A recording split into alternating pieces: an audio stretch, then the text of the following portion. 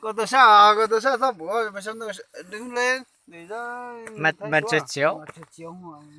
tôi sang đây quay đi chú ở sang bên kia cơ mua có chủ nó hay nhỉ mua nó nắp em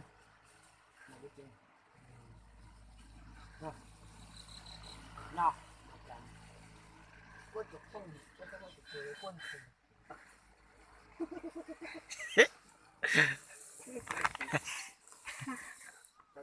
Điệu con chó. đi điệu nó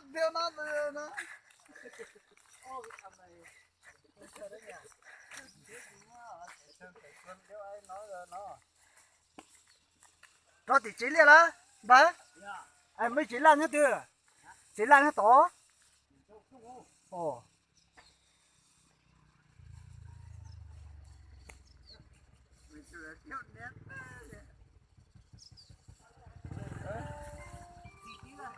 Tí tung. quá hả lo sau buổi sáng là buổi chiều hả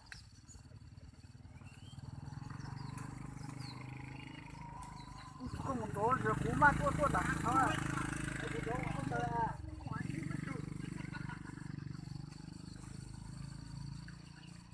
cái thòng ngủ cú nhiều đi toàn đông ngoài nữa chúa tôi thấy Đi rồi, đi xa rồi. Thôi tạm biệt nha.